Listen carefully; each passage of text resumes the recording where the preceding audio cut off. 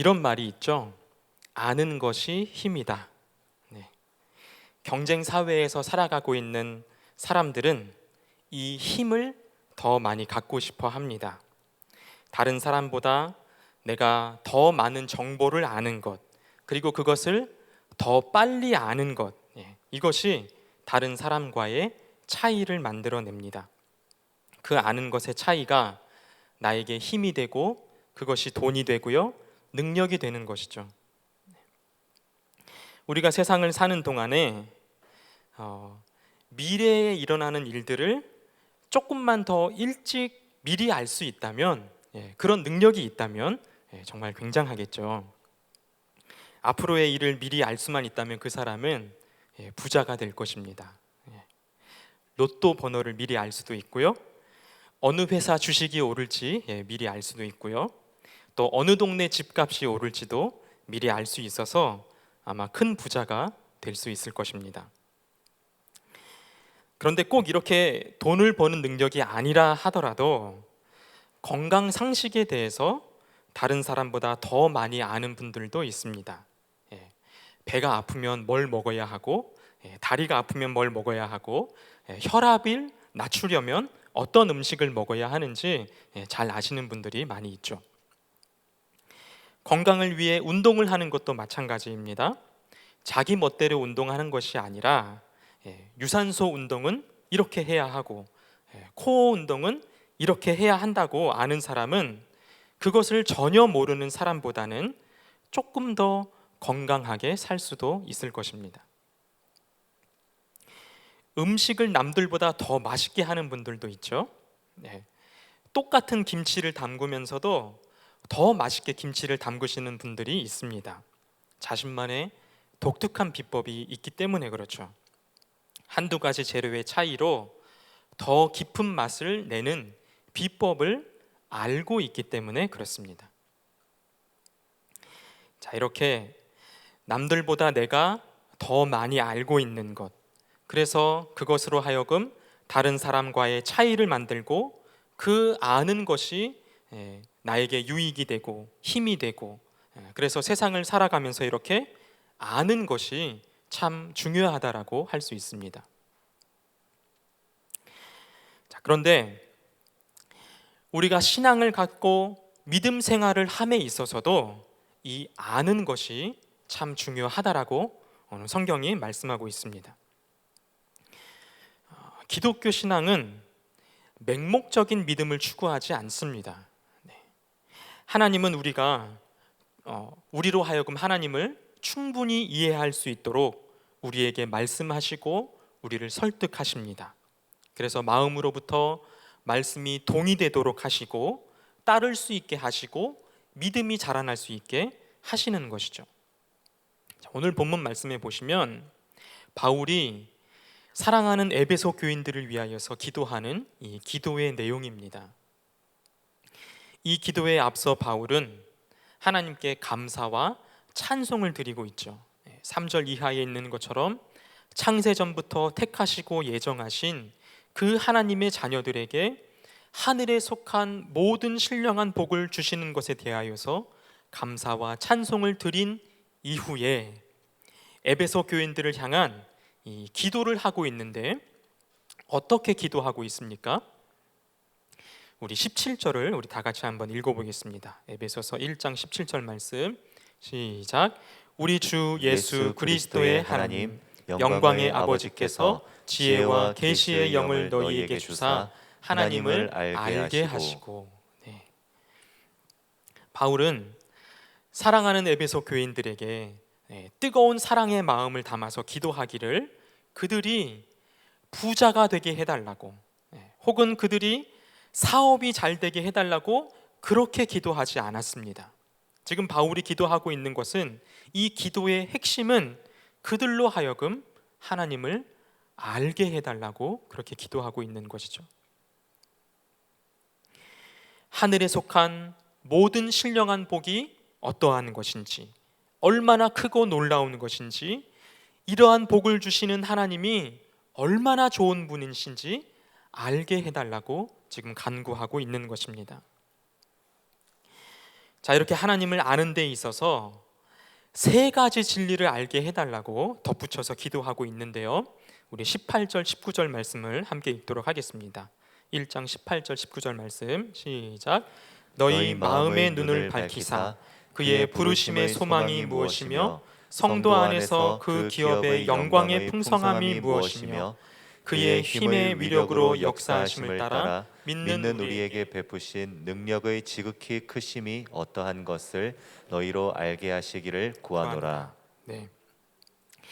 부르심의 소망이 무엇인지, 기업의 영광의 풍성함이 무엇인지, 우리에게 베푸신 능력의 지극히 크심이 어떠한 것인지, 이렇게 세 가지를 알게 해달라고 지금 바울이 간구하고 있습니다.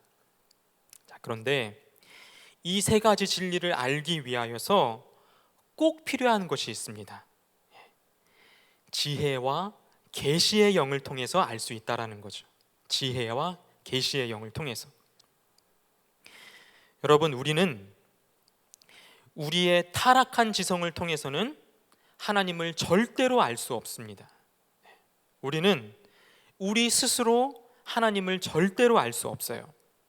하나님에 대하여서 공부를 많이 한다고 하더라도 그렇게 해서 하나님을 아는 것이 아닙니다.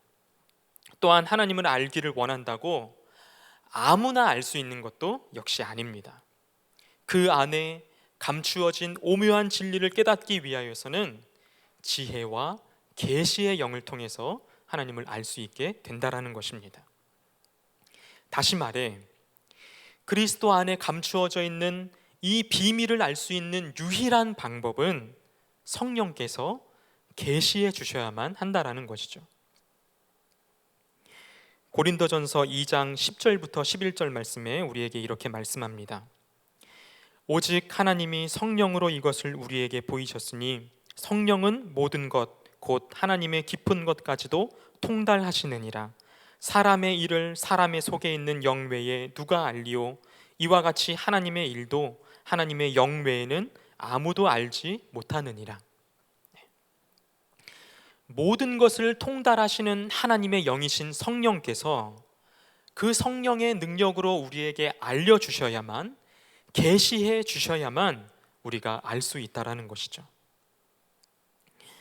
여러분, 여기서 이 계시라고 하는 이 말은 무언가 숨겨져 있는 것을 밝혀서 드러내다, 이런 의미를 가지고 있고요. 또 다른 표현으로 조명하다, 이렇게 표현할 수도 있습니다.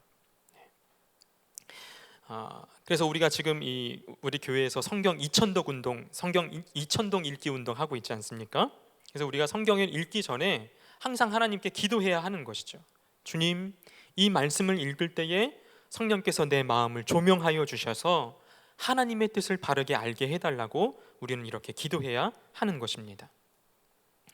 캄캄한 밤하늘에 후레쉬를 비춰서 길을 찾아가듯이 성령께서 우리에게 조명해 주시고 또 숨겨진 것을 밝히 드러내 주셔야만 비로소 우리는 하나님을 알 수 있다라는 것입니다. 그래서 바울은 자신이 사랑하는 이 에베소 교인들을 위하여서 간구하기를 지혜와 계시의 영을 그들에게 부어 주시어서 하나님을 알게 해달라고 기도하고 있는 것입니다. 그런데 여기서 주의할 것이 있는데요, 성령께서 우리에게 지혜와 계시를 주신다고 해서 성경 이외에 새로운 진리를 주시거나 새로운 계시를 주시는 것은 절대 아닙니다. 어떤 사람이 기도원에 가서 몇 날 며칠을 기도하고 금식하며 기도했더니 성령께서 나에게 계시를 주셨다, 새로운 진리를 깨달았다 하면서 그가 말하기를 교묘하게 성경 이외에 다른 말을 하고 있다면 여러분, 그 사람을 주의하고 경계하셔야 합니다. 우리는 성경을 통해 하나님의 계시가 완성되었음을 믿습니다. 우리는 성경 외에 다른 진리가 없음을 믿고요, 성경 외에 다른 계시는 없습니다. 요한계시록 22장 18절 19절 말씀에 이렇게 말씀합니다. 내가 이 두루마리의 예언의 말씀을 듣는 모든 사람에게 증언하노니 만일 누구든지 이것들 외에 더하면 하나님이 이 두루마리에 기록된 재앙들을 그에게 더할 것이요 만일 누구든지 이 두루마리의 예언의 말씀에서 제하여 버리면 하나님이 이 두루마리에 기록된 생명나무와 및 거룩한 성의 참여함을 제하여 버리시리라. 사람의 죄악된 이성과 지성이 이 성경의 행간, 절과 절 사이에 새로운 내용을 추가하거나 혹은 그 내용을 빼버리기도 합니다. 그렇다면 그 사람에게는 하나님이 재앙을 더하시며 하나님 나라에서 받을 유업에서 제하여 버리시겠다고 지금 주님이 경고하고 있습니다. 우리는 성경이 인도하는 데까지 나아가고요, 성경이 멈추는 데에서 멈춰야 합니다. 성경의 난해 구절도 상당히 많이 있는데 모르면 모르는 대로 놔두어야 합니다. 억지로 그것을 풀어내거나 억지로 그것을 연결하고 짝을 맞출 필요는 절대로 없습니다. 지금은 희미하지만 하나님 나라가 완전하게 우리에게 성취되어질 때에 우리는 온전하게 알 수 있게 될 것입니다. 자, 이렇게 하나님은 우리에게 지혜와 계시의 영을 부어 주시는데 그 지혜와 계시의 영으로 말미암아 우리의 마음의 눈이 밝아진다고 18절에 기록하고 있습니다. 다시 말해 하나님은 우리에게 지혜와 계시의 영을 주셔서 마음의 눈을 밝히시고 하나님이 어떤 분이신지 알 수 있게 해 주신다라는 것입니다. 자, 그래서 우리로 하여금 하나님을 알 수 있게 하는 첫 번째는 부르심의 소망이 무엇인지 알게 해 주신다라는 거예요. 김춘수 시인의 꽃이라는 시가 있습니다. 혹시 좋아하는 분이 계실고 또 외우시는 분이 있을지 혹시 모르겠는데요, 제가 일부를 낭송해 드리겠습니다. 내가 그의 이름을 불러주기 전에는 그는 다만 하나의 몸짓에 지나지 않았다. 내가 그의 이름을 불러주었을 때 그는 나에게로 와서 꽃이 되었다. 우리들은 모두 무엇이 되고 싶다. 너는 나에게, 나는 너에게 잊혀지지 않는 하나의 눈짓이 되고 싶다. 아멘 하면 안 됩니다, 여기에서. 멋지게 표현한 시죠. 사물이나 사람이나 어떤 존재에 대해서 내가 그것을 인식하지 않는다면 그것은 아무것도 아니지만, 그러나 그 어떤 존재에 대해서 인식하여 바라보고 이름을 불러주고 의미를 부여할 때에 그것은 나에게 의미 있는 특별한 존재가 된다는 것을 이렇게 멋지게 시로 표현하였습니다. 이와 마찬가지이죠. 하나님은 우리를 이 지구상에 아무 의미 없이 떠도는 먼지처럼 그렇게 내버려 두지 않으셨습니다. 우리를 부모 없는 고아와 같이 혹은 사생자와 같이 버림받은 자로 그대로 내버려 두지 않으셨다라는 것입니다. 범죄하여 타락하여 비참함에 빠져 있는 우리를 하나밖에 없는 아들 예수 그리스도를 우리에게 주셔서 그 예수 그리스도 안에서 우리를 택하여 주시고 예정하여 주시고 우리 한 사람 한 사람의 이름을 불러주시고 하나님의 자녀로 불러주셨다라는 것입니다.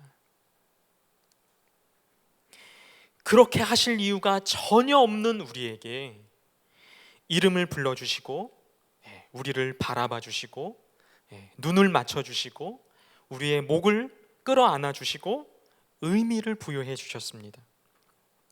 아무것도 아닌 우리에게 아들을 내어 주시고 특별한 존재로서 우리를 불러주셨다라는 것입니다. 얼마나 감사한 일입니까? 아무것도 아닌 우리가 특별한 존재가 되었습니다. 하나님을 알기 전에 우리에게는 아무런 소망도 없었지만 우리를 특별한 존재로 불러주시어서 하나님을 알게 하시고 하나님을 그 아는 지식 안에서 소망이 생겨나도록 우리를 불러주셨다라는 것입니다. 하나님은 우리의 아버지이시며 우리는 그분의 부름을 받은 자녀들이라는 것입니다. 이 사실이 얼마나 다행인지, 얼마나 우리에게 위로가 되는지, 얼마나 감사한 것인지 모릅니다. 그러므로 우리에게 소망이 있는 것이죠. 주님이 우리를 불러주시니 소망이 있는 것입니다. 언젠가 우리의 육신의 생명을 다하고 주님께서 우리에게 그래 수고했다, 이제 그만 됐다, 이제 와라 하실 때에 하나님께서 우리의 영혼을 그의 집으로 불러주시고 우리가 영원히 거하게 될 처소를 마련해 주셨다라는 것입니다. 그러므로 우리는 이 땅에서 더 이상 아쉬울 것이 없습니다. 죽음이 더 이상 두렵지도 않습니다. 오히려 우리에게는 소망이 있습니다. 우리의 육신의 생명이 다하고 영원히 거할 그 하나님 나라를 소망할 수 있는 것입니다. 주님 다시 오실 그날을 소망하는 것입니다. 이와 같이 지혜와 계시의 영으로 말미암아 부르심의 소망이 무엇인지 알게 하시고요. 두 번째는 그의 기업의 영광의 풍성함이 무엇인지 알게 하십니다. 여러분, 우리가 기업이라고 하면 흔히 대기업, 중소기업 이렇게 이런 말을 써서 그런지 회사나 이런 사업체를 떠올리기 쉽습니다. 그런데 성경에서 말하는 기업은 우리가 생각하는 그런 기업이 아니고요, 후손이 물려받게 되는 상속 재산을 가리킵니다. 상속 재산. 구약에서의 기업은 대부분 땅과 관련된 것이었습니다. 이스라엘 백성들이 출애굽하여서 젖과 꿀이 흐르는 그 약속의 땅을 기업으로 얻었죠. 구약에서는 땅을 기업으로 말하고 있고요, 신약에서는 기업을 양자됨을 말하고 있습니다. 양자됨. 전에는 우리가 주님을 알기 전에는 우리가 세상 풍조를 따르고 공중의 권세 잡은 자를 따르는 불순종의 아들들이었지만, 이제는 우리가 하나님의 나라를 유업으로 받게 되는 하나님의 자녀로 부르심을 받게 되었습니다. 자, 그래서 갈라디아서 4장 7절 말씀에 이렇게 말씀합니다. 그러므로 내가 이후로는 종이 아니요 아들이니 아들이면 하나님으로 말미암아 유업을 받을 자니라. 디도서 3장 7절에는요, 우리로 그의 은혜를 힘입어 의롭다 하심을 얻어 영생의 소망을 따라 상속자가 되게 하려 하심이라. 우리는 하나님의 부르심을 받은 하나님의 자녀들입니다. 자녀는 하나님 나라의 그 풍성함을 유업으로 받는 상속자가 되었습니다. 하나님은 이 세상의 주인이시고요, 장차 우리에게 임하시는 하나님 나라의 영원한 왕이 되십니다. 따라서 왕의 자녀가 된 우리는 하나님이 다스리는 그 모든 나라의 유업을 받게 되는 상속자가 된 것입니다. 하나님의 나라는 예수께서 이 땅에 오심으로 말미암아 이미 우리에게 임하셨습니다. 그리고 이제 곧 그 나라가 완전하게 성취될 줄로 믿습니다. 그러므로 우리가 이 땅에서 사는 동안에는 그 나라에서 받는 기업을 이미 우리가 소유하고 있고요, 이제 곧 그 기업의 영광의 풍성함이 완전하게 누릴 수 있도록 누리게 될 것이라는 것입니다. 태초에 아담은 그 모든 기업의 영광의 풍성함을 모두 다 상실해 버렸지만, 이제 그리스도 안에서 택함 받고 부르심을 받은 하나님의 자녀가 된 우리 모두는 그 기업의 영광의 풍성함에 참여하게 되는 것입니다. 베드로전서 1장 4절 말씀에 이렇게 말씀합니다. 썩지 않고 더럽지 않고 쇠하지 아니하는 유업을 잊게 하시나니 곧 너희를 위하여 하늘에 간직하신 것이라 말씀합니다. 그리스도 안에서 양자된 우리에게 썩지 않고 더럽지 않고 쇠하지 않는 그 하나님 나라의 풍성하신 유업을 상속받게 되는 것입니다. 하나님은 이렇게 지혜와 계시의 영을 부어주시고 마음의 눈을 밝혀주셔서 우리가 받는 기업의 영광의 풍성함이 무엇인지 알게 하신다라는 것입니다. 마지막으로 세 번째는 하나님의 지극히 크신 능력이 무엇인지 알게 하신다라는 것이죠. 예수 그리스도께서 이 땅에 오셔서 우리를 위해 죽으시고 3일 만에 부활하셨습니다. 어떻게 살아나셨습니까? 하나님의 지극히 크신 능력으로 다시 살아난 줄로 믿습니다.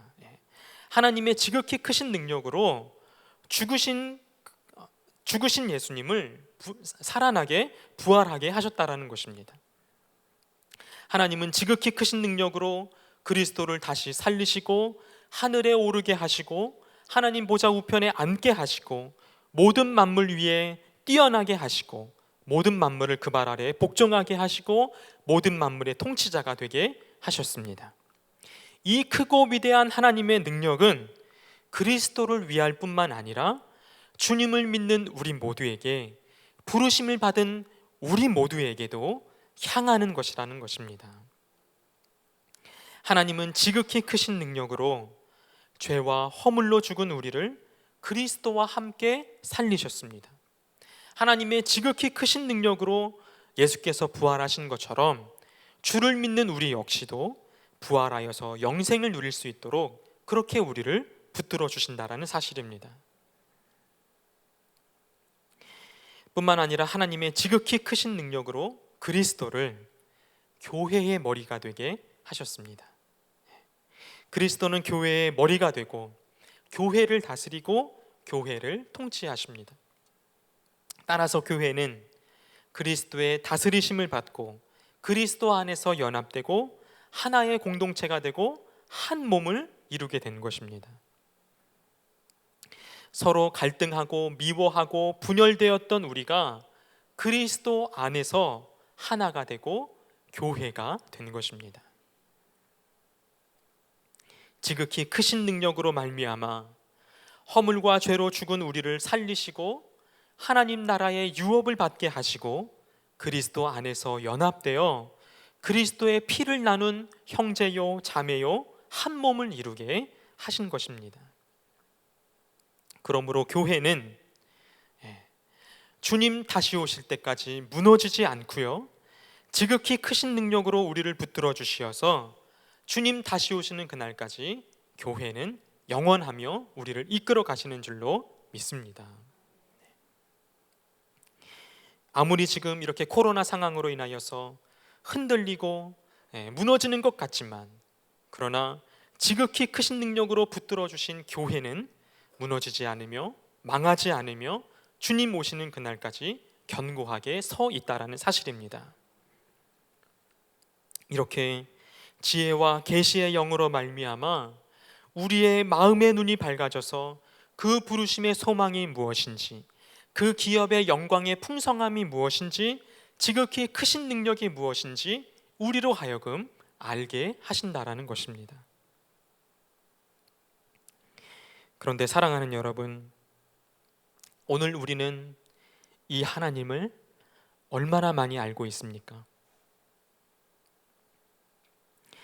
나는 많이 안다, 나는 다 안다, 이렇게 하시는 분들은 아는 만큼 그렇게 은혜의 풍성함을 누리고 계십니까? 여러분, 우리의 마음의 눈은 얼마나 밝아져 있습니까? 내 마음의 눈이 무엇을 보기를 원하고 무엇을 원하고 계십니까?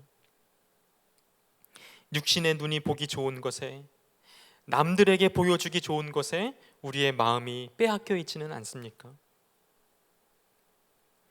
남보다 재물을 더 많이 가지는 것에, 남보다 성공하는 것에, 이 세상에서 소위 말하는 더 잘 나가는 사람이 되기 위하여서 우리의 마음의 눈이 어두워져서 주님을 보지 못하고 있지는 않습니까? 정작 우리가 알아야 할 것은 알지 못하고 무지한 가운데 있지는 않습니까? 여러분, 우리는 이 세상에서 어떻게 하면 잘 살까? 어떻게 하면 내 눈에 보기 좋은 것에 살아볼까? 그것이 우리의 최대의 관심거리 아니겠습니까? 앞서 제가 서두에서 말씀드린 것처럼 과연 이 세상은 아는 것이 힘인 세상입니다. 정보가 돈이고 아는 것이 능력인 세상입니다. 남들보다 조금 더 많이 알고 더 빨리 아는 것이 잘 사는 비결입니다. 집값이 어디가 오를지, 언제 어디가 신도시가 개발이 이루어질지 조금만 더 빨리 알았더라면 하고 배 아파하고 있지는 않습니까? 여러분, 사랑하는 여러분, 그거 조금 몰라도 괜찮습니다. 조금 더 몰라도 괜찮습니다. 어느 날 주님께서 오셔서 오라 하실 때에 등기본 등본 가지고 가시겠습니까? 땅 판 돈 현금 가지고 가시겠습니까? 여러분, 혹시 세상을 야무지게 사는 법을 잘 알지 못해서 순진하고 무지해서 사람들에게 이용당하고 손해를 본다 하더라도 여러분 괜찮습니다. 손해받아도 괜찮습니다. 사랑하는 여러분, 오늘 우리가 주님께 구할 것은 우리에게 지혜와 계시의 영을 부어주시어서 우리의 눈에 밝아지도록 기도해야 할 줄로 믿습니다. 그래서 우리를 부르시는 소망이 무엇인지, 우리가 얻게 되는 기업의 영광의 풍성함이 무엇인지, 우리에게 향하신 지극히 크신 능력이 무엇인지 더 알 수 있기를 간절히 원합니다.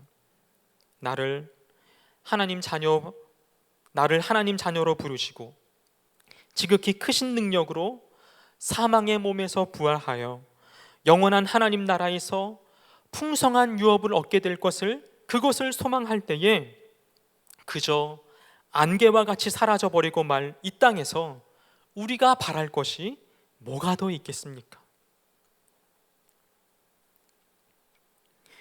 호세아 선지자는 우리에게 이렇게 호소합니다. 그러므로 우리가 여호와를 알자, 힘써 여호와를 알자. 베드로는 우리에게 이렇게 권면합니다. 오직 우리 주 곧 구주 예수 그리스도의 은혜와 그를 아는 지식에서 자라가라. 바울은 감옥에서도 우리에게 이렇게 고백합니다. 모든 것을 해로 여김은 내 주 그리스도 예수를 아는 지식이 가장 고상하기 때문이라. 내가 그를 위하여 모든 것을 잃어버리고 배설물로 여김은. 우리의 믿음의 선배들은 우리에게 이렇게 고백하고 말씀합니다. 여호와 하나님을 힘써 알자. 그를 아는 지식 안에 자라가자. 그 외의 모든 것은 배설물로 여기자. 사랑하는 여러분, 우리 이 하나님을 힘써 알 수 있기를 간절히 소원합니다. 그를 아는 지식 안에서 자라가며 그를 아는 지식 외에는 모든 것은 다 배설물로 여기는 믿음의 결단이 우리 안에 일어나기를 간절히 원합니다. 오늘 에베소 교인들을 위한 바울의 기도와 같이 우리의 기도도 이와 같이 되기를 소원합니다. 하나님께서 우리에게 지혜와 계시의 영을 부어주시고 우리의 마음의 눈을 밝혀주시어서 우리를 부르시는 소망이 무엇인지, 그 기업의 영광의 풍성함이 무엇인지, 우리를 붙들고 계시는 지극히 크신 능력이 무엇인지 깨닫고 알게 되는 우리 모두가 되기를 간절히 원합니다. 하나님을 아는 지식 안에서 자라가며 힘써 주님을 아는 우리 모두가 되시기를 주님의 이름으로 축복합니다.